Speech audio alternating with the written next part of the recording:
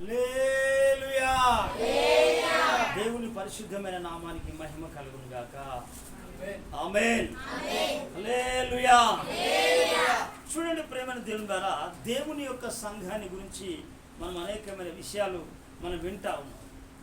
అలాగనే దేవుని యొక్క లేఖన భాగాలను కనుక మనం చూస్తే ప్రేమైన దేవుని ద్వారా చూడండి, కొలసి సంఘానికి పౌలు రాస్తా ఉంటాడు. కొలసీల సంఘంలో ఉన్న వారికి ఏమున్నదంటే క్షమించే మనసు లేదు. వాస్తవంగా ఏ మనసు లేదు, క్షమాగుణము లేదు వాస్తవంగా. చూడండి, కొలసీలకు రాసిన పత్రిక 3వ అధ్యాయము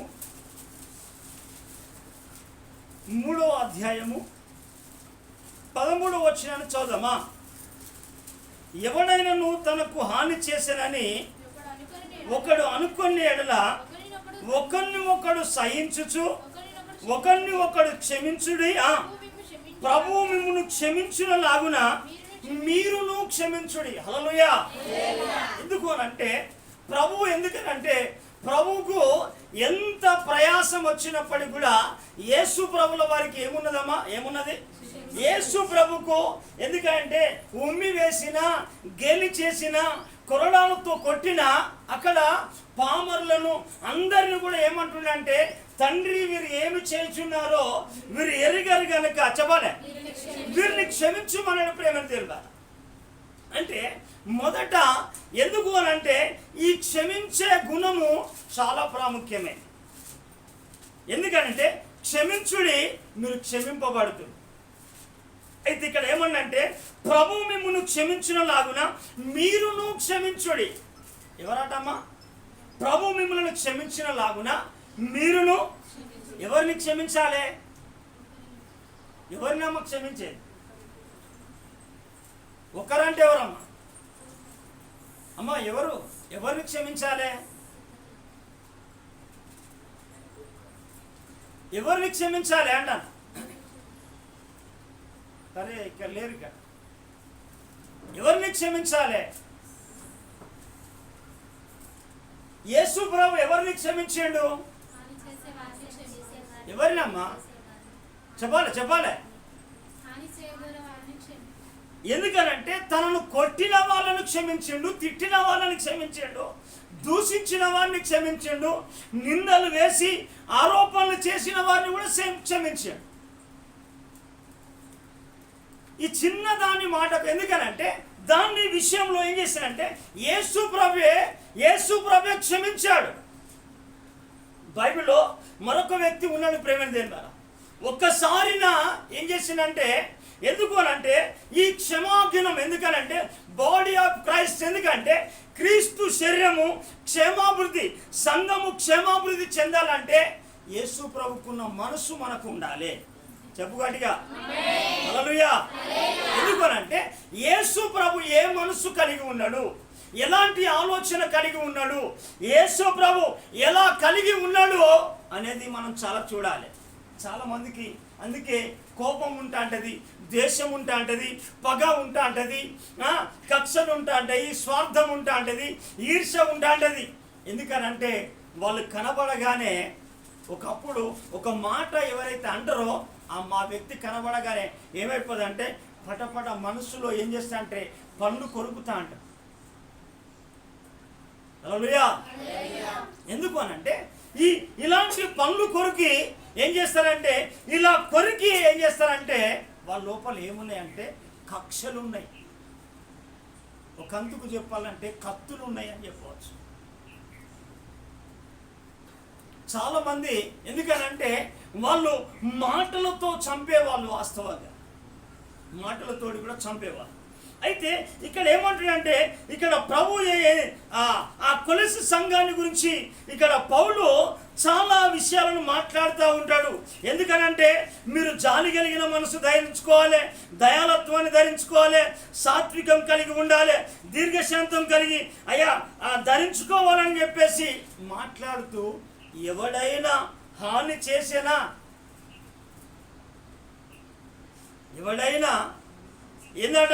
ఎవడైనాను తనకు హాని చేసినని ఒకడు అనుకొని ఎడల అరే హాని చేసిన వ్యక్తిని కూడా ఏమంటుండంటే ఇక్కడ పౌలు చెప్తున్నాడు, బిడ్డలారా కొలసి సంఘస్థులారా, మీకు మీకు కక్షలద్దు, మీకు కోపాలద్దు, మీకు ద్వేషం వద్దు, మీకు ఈర్ష్య వద్దు.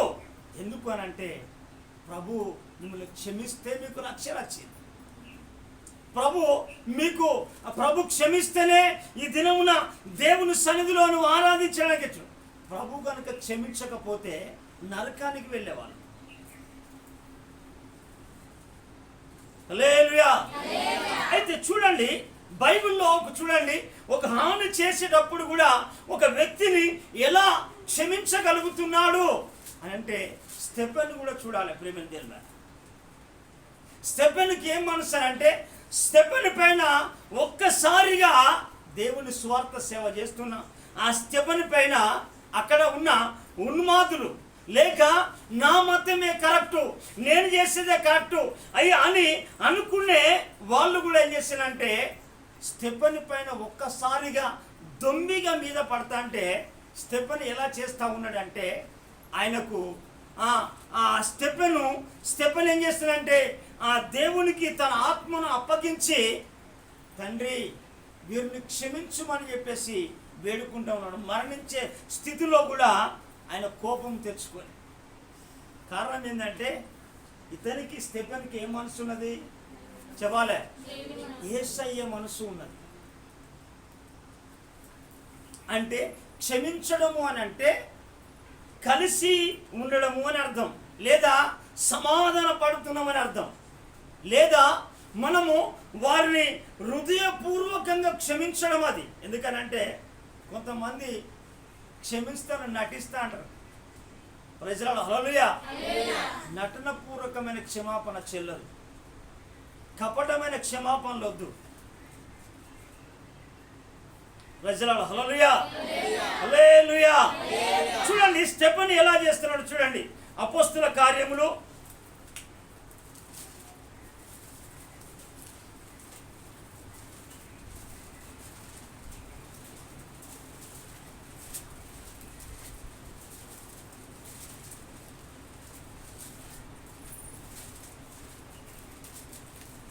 7వ అధ్యాయము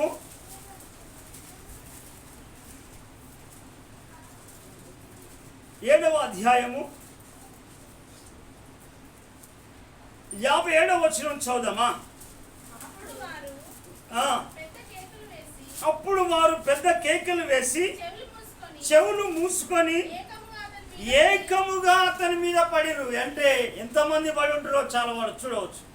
చాలా మంది ఏకంగా అతని మీద పడి ఉన్నారు. పట్టణము వెలుపలికి అతనికి వెళ్ళగొట్టి ఆ రాళ్ళు రువి చంపిరి. సాక్షులు సౌలు అను ఒక ఎవరిని పాదముల యొద్ద తమ వస్త్రములు పెట్టిరి.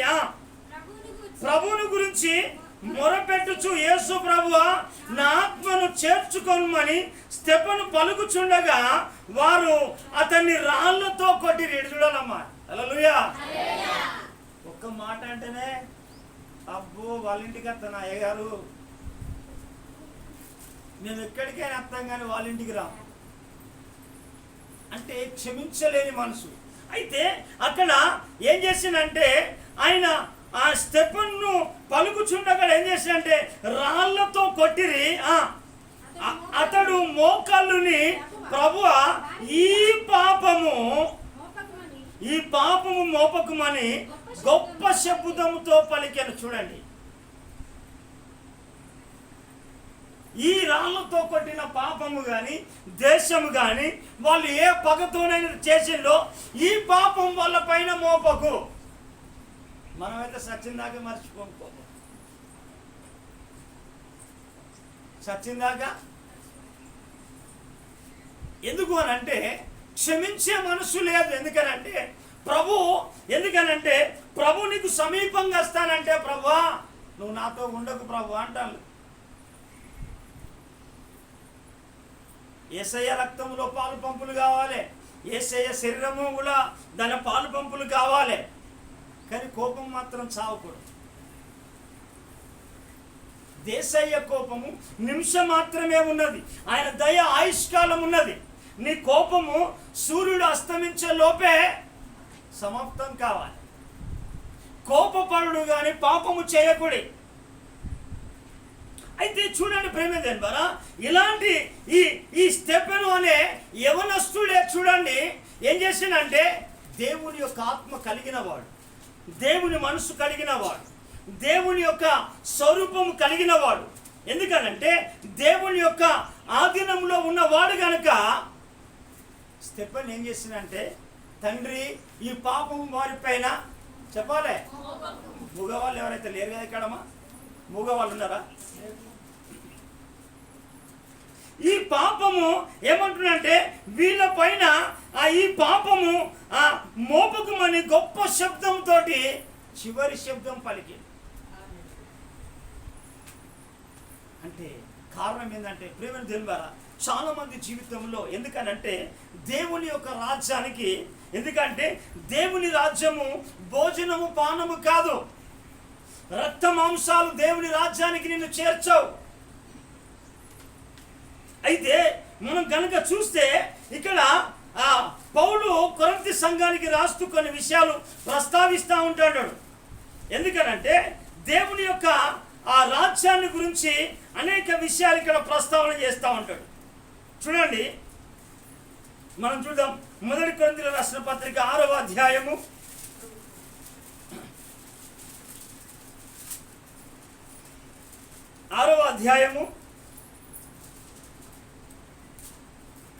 9వ వచనం 10వ వచనం మనం చదువుదామా? అన్యాయస్తులు దేవుని రాజ్యమునకు వారసులు కారనేరని మీకు తెలియదా? మోసపుకుడి జారులైనను, విగ్రహారాధికులైనను, వ్యభిచారులైనను, ఆడంగితరమైన వారైనను, పురుష సాయంగులైనను, దొంగలైనను, తర్వాత అన్యాయస్తులైనప్పటికీ కూడా వాళ్ళు ఏం చేస్తారంటే వారికి దేవుని రాజ్యము లేదు అని చెప్తా ఉన్నాడు. కోపిష్ఠులో కూడా లేదు వాస్తవంగా. అయితే ఇక్కడ దేవుని రాజ్యమునకు వాళ్ళంట ఏం చేసినంటే దోచుకొని వారైనను, త్రాగుబోతులైనను, దూషకులైనను, లోబులైనను, అంటే దొంగతనం చేసే వాళ్ళకు కూడా దేవుని రాజ్యం లేదు. లోబులంటే పిసినారితనం. లోబులంటే ఎవరు? పిసినారితనం. ఏం చేస్తారంటే బయట ఎన్నైనా ఖర్చు పెడతారు కానీ దేవుని దగ్గరికి వచ్చేసరికి ఆ 10 రూపాయలు ఒకటే కనబడతా. ఎందుకనంటే ఈ దేవుని దగ్గరికి వచ్చేసరికి ఇవన్నీ కనబడే ప్రేమ దేవుని. అయితే నువ్వు దేవుని రాజ్యానికి, ఎందుకనంటే అక్కడ కనుక మనం చూస్తే స్టెఫెను ఎలాంటి మనసు కలిగి ఉన్నాడంటే క్షమాగుణం కలిగిన వాడు. హల్లెలూయా.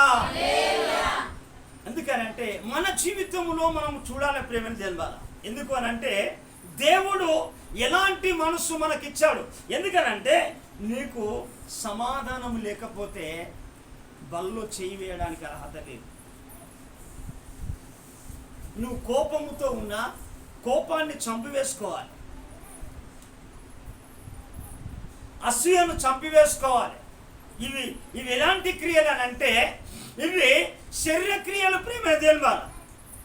శరీర సంబంధులు ఎప్పుడు కూడా క్షమించే మనసు వారికి ఉండదు. చూడండి, ఇక్కడ గలతీ సంఘానికి పౌలు రాస్తా ఉంటాడు. గలతీలకు రాసిన పత్రికలో ఇవన్నీ కూడా వారి లోపల ఇవన్నీ ఉంటాయని చెప్పేసి ఇక్కడ రాసి పెట్టాడు. గలతీలకు రాసిన పత్రిక 5వ అధ్యాయము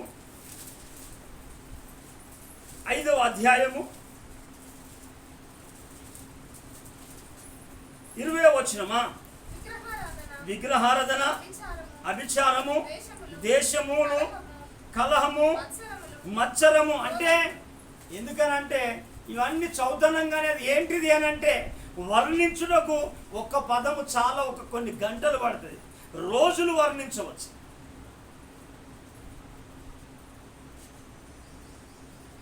విడిచిపెట్టే వాళ్లకు ఎన్ని చెప్పినా అర్థం కాదు. యేసు ప్రభువు అంటారు, మీరు ఏమి వింటున్నారో జాగ్రత్తగా చూసుకోండి.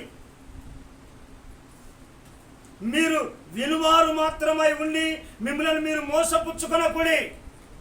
ఎందుకనంటే చాలా జీవితాల్లో విని విసిపెట్టేవాడు. యేసు ప్రభువు చెప్తా అంటారు, వీరు వినుమట్టుకు వింటురు కానీ గ్రహింపనే గ్రహించరు. వీరు పెదవులతో నన్ను ఘనపరచుదురు కానీ వీరి హృదయములకు చాలా దూరంగా ఉన్నది. కారణం ఏంది? వాళ్ళ లోపల కలహం ఉన్నది, వాళ్ళ లోపల మత్సరం ఉన్నది, వాళ్ళ లోపల క్రోధం ఉన్నది. ఇక్కడ చూడండి, అవే ఉన్నాయి ఇక్కడ వాస్తవంగా. ఎందుకనంటే ఏంటిదట?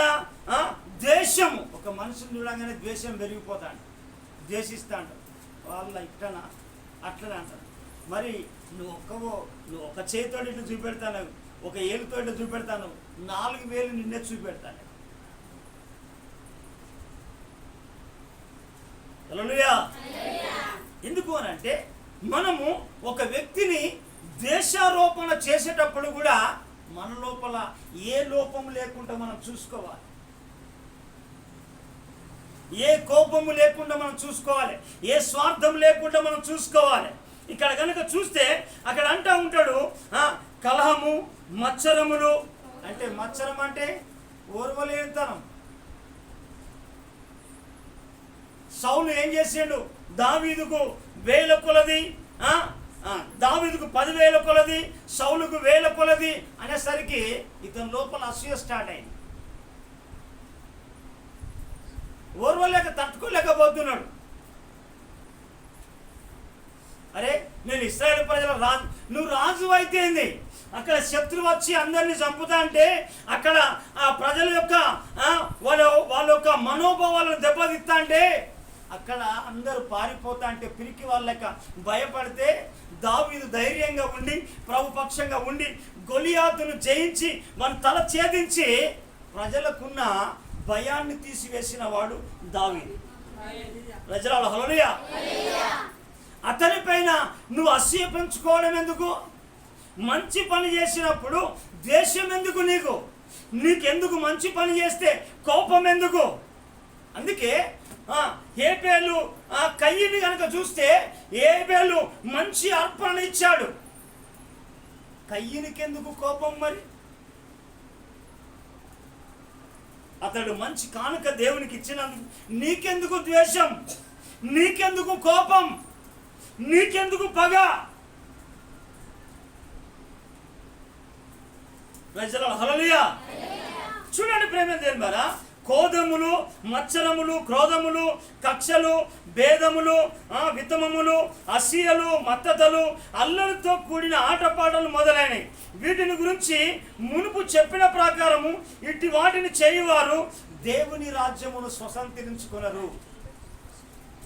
చాలా జాగ్రత్తగా. అందుకే మన జీవితంలో కూడా మనం ఎందుకు అనంటే వారి యొక్క జీవితంలో ఎందుకు అనంటే మనం విషయంలో మనం చాలా జాగ్రత్తగా ఒక వ్యక్తి దేవుని యొక్క క్షమాపణ పొందేటట్టుకి మనము యేసు ప్రభు మనసు కలిగి ఉందుము గాక. హల్లెలూయా. అయితే ఈ యేసు ప్రభు మనసే స్తెఫను కలిగి ఉన్నాడు. ప్రేమ దేవుడు, యేసు ప్రభు మనసు స్తెఫను కలిగి ఉన్నాడు. అయితే మన జీవితంలో కూడా ఎందుకనంటే ప్రభు ఎలాగైతే క్షమించుండో మీరు కూడా ఒకరిని ఒకడు క్షమించుడే. క్షమించే మనసు లేకపోతే మనము బల్లో ఆ పాత్రలో చేయి వేయడం అర్హత లేదు. వాస్తవం అర్హత లేదు వాస్తవం. ఎందుకనంటే ఎందుకనంటే అక్కడ అంటాడు, కొరింథీ సంఘానికి రాస్తా ఉంటాడు, ఆ బల్ల తీసుకునే ప్రజలు వచ్చేటప్పుడుకి ఇక్కడ ఏమంటాడు, ఎవడు అయోగ్యంగా తినునో అంటాడు. ఆ మాట చదవాలి. 11వ అధ్యాయం 27వ వచనం. కాబట్టి ఎవడు అయోగ్యంగా ప్రభు యొక్క రొట్టెను తినునో లేక ఆయన పాత్రలను తాగునో వాడు ప్రభు యొక్క శరీరమును గురించి ఆయన రక్తమును గురించి అపరాధి అగును. ఎందుకనంటే వివేచింపక, అక్కడ అంటాడు 29వ వచనంలో, ప్రభు శరీరం అని వివేచింపక తిని తాగువాడు శిక్షావిధి కలుగుటకే తిని తాగుచున్నాడు. ఎందుకయ్యా కోపం? ఎందుకు? ప్రభు లోపల కక్ష లేదు. నీకెందుకు కక్ష? నీకెందుకు కోపం? నీకెందుకు ద్వేషం? స్తెఫను పైన రాళ్లతో ఎందుకంటే రుబ్బి చంపుతున్నప్పటికీ కూడా ఆయన మందవలి ఆయన పైన పడి రాళ్ళు రుబ్బి చంపినప్పటికీ కూడా ఆయన ఏం చేస్తాడంటే, తండ్రి ఈ పాపం వీరిపైన మోపకుమని ఏం చేసిండు? అక్కడ ఆ పెద్ద కేక వేసాడు. కారణం ఏంటంటే వీరిని క్షమించుమని. బైబిల్లో మరొక వ్యక్తి ఉన్నాడు. ఆయన ఎవరు వ్యక్తి? సాధారణమైన వ్యక్తి కాదు, ఒక రాజు. ఆయన సాధారణమైన వ్యక్తి కాదు. ఆయన రాజు అయినప్పటికీ కూడా ఆయన కింద ఎంతో సైన్యం ఉన్నది, ఎంతో మంది ఉన్నప్పటికీ కూడా ఆయన ఒక సాధారణమైన వ్యక్తి. అతన్ని దూషిస్తూ ఉంటాడు, శపిస్తూ ఉంటాడు, శపిస్తూ ఉంటాడు. ఎందుకు అనంటే ప్రేమ దేవుని ద్వారా దేవుడు, ఎందుకనంటే మనం బైబిల్ గ్రంథంలో మనం చూసినట్టుగా మనము కీర్తన భాగంలో కనుక చూస్తే ఇక్కడ ఒక మంచి మాట ఉంటాంటది. 86వ కీర్తనలో ఒక మాట ఉంటాంటది. 86వ కీర్తన 5వ వచనంలో కనుక చూస్తే, ప్రభువా నువ్వు దయాళుడవు, క్షమించుటకు సిద్ధ మనసు కలిగిన వాడవు. అందుకే పౌలు ఏమంటాడంటే, మీరు జాలి కలిగిన మనసును, దయాలత్వాన్ని, మంచితనాన్ని, సాత్వికాన్ని మీరు ధరించుకోమని చెప్పేసాడు. ఎందుకనంటే ఇక్కడ ఏంటిదంట, నువ్వు దయాళుడవు, క్షమించుటకు సిద్ధ మనసు కలిగిన వాడవు. ఎందుకనంటే ప్రియ దేవుని ద్వారా మనం కూడా ఏం కావాలి? దయ పుట్టాలి. ఎందుకు అనంటే ఆయన కోపము నిమిషమే ఉంటుంది, ఆయన దయ చెప్పాలి. అందుకే నీ కోపము చంపినప్పుడే దయ నీలో నుంచి వస్తా ఉంటది. అందుకే పౌలు ఏమంటాడంటే, ఒకడు ఏమైనా మీలో ఎవడైనా తప్పిదము చేసేనా అంటాడు. ఏంటిది? మీలో ఒకడు ఏమైనా తప్పిదము చేసినా అతన్నట సాత్వికమైన మనసుతోట దారిలోనికి తీసుకురావాలట. హల్లెలూయా. ఏంటి? దేనిలోనికి తీసుకురావాలట? ఒకడు. ఎందుకనంటే చూడండి, ఇక్కడ మనము గలతీయులకు రాసిన పత్రికలో పౌలు ఇవన్నీ ప్రస్తావన చేస్తా అంటాడు. మనం బైబిల్ చదివినప్పుడు ఏ దొరకదు మనకు. హల్లెలూయా. ఎందుకనంటే ఇక్కడ ఉంటాడు చూడండి, 6వ అధ్యాయంలో ఏమంటాడు చూడండి, 1వ వచనంలో అంటాడు, సహోదరులారా ఒకడు ఏ తప్పిదములో నేను చిక్కుకొనేడలా ఆత్మ సంబంధులైన మీలో ప్రతి వాడు తాను శోధింపబడును అని తన విషయమై చూచుకొనుచు సాత్వికమైన మనసుతో అట్టి వారిని మంచి దారికి తీసుకురావాలంటే క్షమించే మనసు కావాలి. హల్లెలూయా. ఏ మనసు కావాలి? క్షమించే మనసు. ఎందుకు అనంటే దావీదు కూడా ఏం చేసిందంటే, దావీదు జీవితంలో కూడా ఒక వ్యక్తి ఏం చేసిందంటే అతన్ని ఎప్పటికి కూడా ఏం చేస్తున్నాడంటే దూషిస్తున్నాడు. ఒక షిమ్మి అనే వ్యక్తి దుర్మార్గుడా అని చెప్పేసి ఆయనను ఏం చేస్తున్నాడంటే దూషిస్తున్నాడు, ద్వేషిస్తాడు. దావీదుకు కారణం ఏంటంటే, దావీదు కూడా ఎలాంటి మనసు కలిగి ఉన్నాడంటే అతని విషయం మాట ఏం చేస్తున్నాడంటే, మనం చూడండి 109వ కీర్తనలో ఉంటాడు.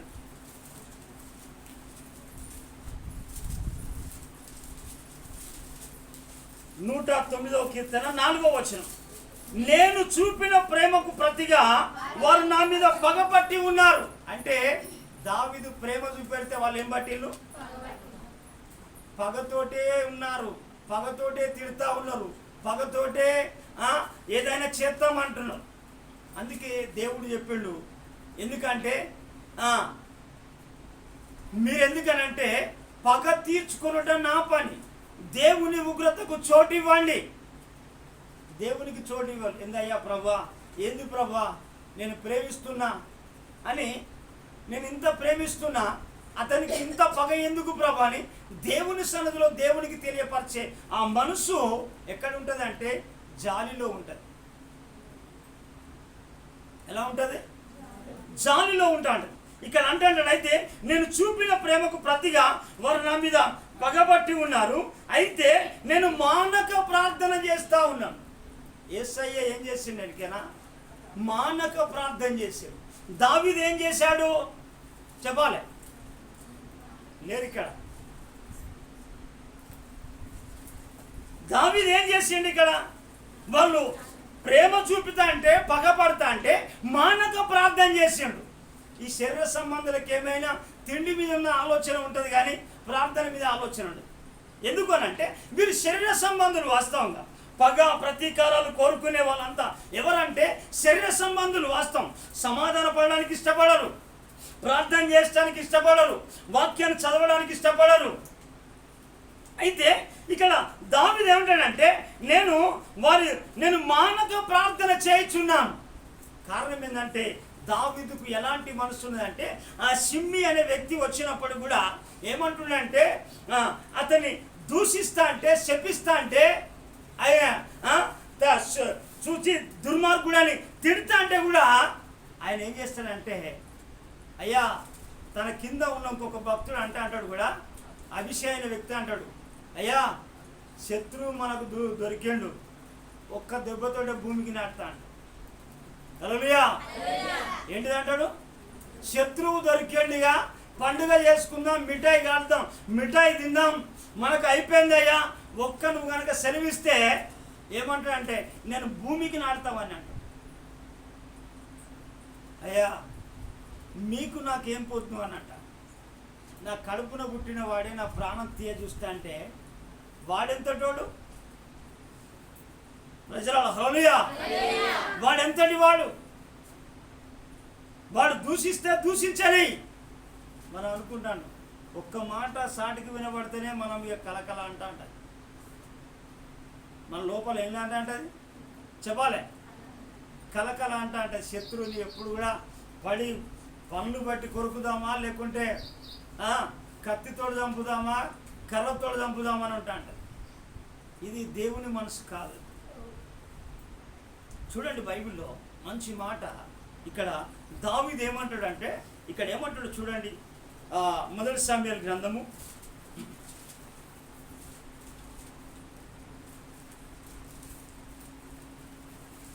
26వ అధ్యాయము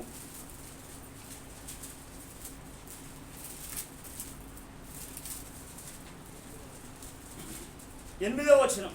అప్పుడు అభిషేక్ దావీదుతో, దేవుడు ఈ దినమున నీ శత్రువుని అప్పగించెను, కాబట్టి నీ చిత్తమైతే ఆ ఈటతో ఒక్క పోటు పొడిచి నేను అతన్ని భూమికి నాటివేతును, ఒక్క దెబ్బతోనే పరిష్కారం చేతును. చూడండి ఏంటిదంట, ఒక్క దెబ్బతోట, రెండు దెబ్బతోట. హల్లెలూయా. అయితే చూడండి ప్రేమేంద్ర, అయితే ఆ అభిషేక్ అట్లా అన్నప్పుడు కూడా దావీదు దానికి శిరస్సు వంచలే. కింద అంటాడు చూడండి, కింద 10వ వచనం చదువుదామా. దేవుని జీవము తోడు ఏంటంట, దేవుడే మొత్తుతోడు. అంటే కారణం ఏంటంటే పగ తీసుకుని మీకు మీరే పగ తీర్చుకున్నకుడి దేవుని ఉగ్రతకు చోటు ఇవ్వాలి. పగ తీర్చుట నా పని. అందుకే చూడండి ప్రేమేంద్ర బారా, యెహోవా అతన్ని మొత్తును, అతడు అపాయం వలన చచ్చును, లేదా యుద్ధమునకు పోయినప్పుడు నశించునేమో. చూసినావా, మనం ఏమనుకుంటామంటే దావీదు కూడా సేమ్ సిచ్యువేషన్, పాత నిబంధన భక్తుడు అయినప్పటికీ కూడా యేసు ప్రభు మనసు కలిగి ఉన్నవాడు. యేసు ప్రభు గాయాలైతే అంటే క్షమించాడు, భారమైన శిలువ మోస్తా అంటే క్షమించాడు, శిలువను ఓర్చుకుంటా కూడా ఆయన క్షమించగలిగిండు అని. అంటే మన జీవితంలో కూడా కొన్ని మాటలను మనం సహించకపోతే, కొన్ని మాటలను ఓర్చుకోకపోతే, కొంతమందిని మనం క్షమించకపోతే వాళ్ళు ఏమైపోతారంటే నరకానికి వెళుతా అంటారు, శత్రుత్వం పెరిగిపోతా అంటారు.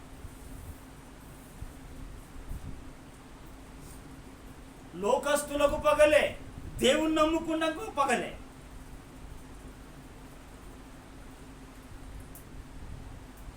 ప్రజలాడు హల్లెలూయా. అందుకే ప్రియమైన దేవుని ద్వారా మనం చాలా జాగ్రత్తగా మనం ఆలోచన చేస్తే ఇక్కడ దావీదు మరలా ఏమంటాడో చూడండి. ఎందుకనంటే ఆ వ్యక్తి అలా తిడుతున్నప్పటికి కూడా, మాట్లాడుతున్నప్పటికి కూడా దావీదు జీవితంలో కూడా ఏం జరుగుతుందంటే అలా తిడుతున్నప్పటికి కూడా తన దావీదు విషయంలో ఆ దావీదుకు ఎందుకనంటే దూషిస్తా అంటే వాడిని దూషింపనేయడి, ఎందుకనంటే దేవుడే వాళ్ళకి సెలవిచ్చి ఉండవచ్చు అని ఎంత మనిషి దావీదు కలిగి ఉన్నదో మనం చాలా గమనించవచ్చు ప్రియదేవుని ద్వారా. చూడండి 2వ సమూయేలు గ్రంథం 16వ అధ్యాయము 7-8 వచనాలు మనం చదువుదామా. ఈ షిమి నరహంతకుడా, దుర్మార్గుడా, చీపో నీ వేలనని నీవు వెలగొట్టిన సౌలు ఇంటివారి హత్యను యెహోవా నీ మీదికి రప్పించి యెహోవా నీ కుమారుడైన అబ్షాలోము చేతికి రాజ్యం అప్పగించి ఉన్నాడు. నీవు నరహంతకుడు కనుకనే నీ మోసంలో నీవు చిక్కుబడి ఉన్నావని చెప్పి రాజును శపింపగా. చూడండి, రాజును చెప్పిస్తా అంటే కూడా ఎందుకనంటే చూడండి, అయితే ఆయన ఆ సందర్భంలో కూడా మళ్ళా ఇక్కడ కూడా తన యొక్క సైనికుడు కూడా ఏమైందంటే సిరియా కుమారులు కూడా ఉంటే వాళ్ళు ఏమంటే, అయ్యా ఇక్కడ కూడా అవకాశం దొరికింది, వేసేస్తానంట తన సైనికుడు. కానీ దావీదు అంటాడు కదా, ఇక్కడ ఏమంటాడో చూడండి, 10వ వచనం చదువుదామా. అందుకు రాజు సిరియా కుమారులారా, మీకును నాకు ఏమి పొందు, వాణ్ణి శపింపనీయుడి, దావీదును శపింపమని. చూడండి, ఇది చూడాలి. హల్లెలూయా. ఏంటట, దావీదును శపించుమని దేవుడే సెలవియవచ్చు. మనం అనుకుంటామా? మనం అనుకోం, అబ్బో గంత తిడతా అంటే నేను ఎట్లా అయ్యగారు, ఆమె పక్కన కూర్చుని నేనేం చెప్పండు కొడతా. హల్లెలూయా. ఎందుకు అనంటే ఈ పగలతోటి తీసుకునేది కాదు మనం. ఎందుకు అనంటే పౌలు అంటాడు, ఏమంటాడంటే మన యుద్ధోపకరణములు ఈ శరీర సంబంధమైనవి కాదు, ఆకాశ మండలమున ఉన్న దురాత్మ సమూహములను పారదోలాలంటే ఏం కావాలంటే ప్రార్థన ద్వారా, ఆత్మాభిషేకము ద్వారా. ఎందుకనంటే వారి లోపల, ఎందుకనంటే వాళ్ళు ద్వేషించడానికి వారి లోపల ఒక దురాత్మ ఉంటుంది. నువ్వు ప్రార్థన చేస్తే ఆ దురాత్మ వెళ్ళిపోతుంది. ఎందుకనంటే దావీదు ఏం చేసాడంటే మానక ప్రార్థన చేసాడు. ఏం చేసాడమ్మా చెప్పాలి గట్టి ఎన్నుకున్నామే. హల్లెలూయా. కుర్చీలో కూర్చోమ్మా. హల్లెలూయా. ఎందుకనంటే మానక ఏం చేసిందంటే, మానక దావీదు ఏం చేసిందంటే ప్రార్థన చేశాడు. మానక ఏం చేసిండు, మానక ప్రార్థన చేశాడు. అయితే దావీదును శపించమని యెహోవా సెలవిచ్చాడు కావచ్చు అని అనుకుంటా. ఇక్కడ ఏమంటాడు చూడండి, 11వ వచనమా.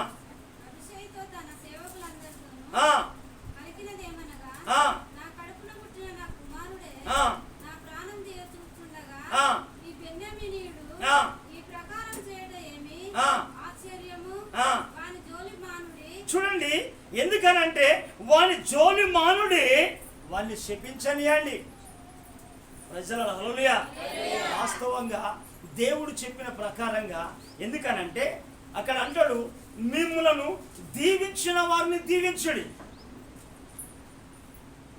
నేను మిమ్మల్ని శపించిన వారిని నేను దూషిస్తానంటాడు. చూడండి, ఆదికాండం 12వ అధ్యాయంలో చాలా మందికి ఏం చేశాడంటే ఈ ఆశీర్వాదాన్ని పక్కన పెట్టుకుంటా అంటాడు, లోకపరమైన వాటిని పట్టుకుంటా అంటాడు. ఎందుకంటే నిన్ను దూషిస్తే దేవుడు వాడిని శపిస్తాడు. ప్రజల హల్లెలూయా. ఎందుకు అనంటే మనం చూడవచ్చు దేవుని యొక్క లేఖన భాగాలు గనక చూస్తే ఇక్కడ ఏమంటాడంటే 12వ అధ్యాయం 3వ వచనమా, నిన్ను ఆశీర్వదించిన వాడిని నేను ఆశీర్వదిస్తా, నిన్ను దూషించిన వాడిని నేను శపిస్తా. అందుకే నువ్వేం కావాలంటే ఎంత తిడితే నీకు అంత దీవెనే. హల్లెలూయా. ఎందుకనంటే నీకు అవి తగులే. వాస్తవం, నువ్వు దేవుని కలిగి ఉన్నావు, దేవుని మనసు కలిగి ఉన్నావు, దేవుని యొక్క ఆలోచన కలిగి ఉన్నావు కాబట్టిగా నీకు ఏ తిట్టులైనా కానీ నీకు చెల్లేయాలి. అందుకే దావీదు ఏమంటున్నాడంటే ఇక్కడ దావీదుకు ఏమైపోయిందంటే వాని బాబు వాని జోలి మానుండయ్యా, ఎందుకనంటే వాడిని శపించలేడి, వాడిని శపించలేడి. ఇక్కడ మంచి 12వ వచనం మనం చదువుదాం. చూడండి, యెహోవా నా శ్రమను లక్ష్య పెట్టినేమో వాడు పలికిన శాపములకు బదులుగా యెహోవా మేలు చేయును. చప్పట్లు కొట్టి ప్రభు. అందుకే మన జీవితంలో కారణం ఏంటంటే మనము జాలి కలిగిన మనసు. ఎందుకంటే సాత్వికము కలిగి, దీర్ఘశాంతము కలిగి, దయాలత్వము కలిగి, ఎవడైనా తనకు హాని చేసినని అనుకున్న ఎడల మీరు ఒకరిని ఒకరు క్షమించుడి. ప్రభు మిమ్మలను ఎలాగూ క్షమించుండో అలాగును మీరు క్షమించుడి. హల్లెలూయా. ఎందుకనంటే ఈ స్టెఫెనుకు అదే మనసు ఉన్నది.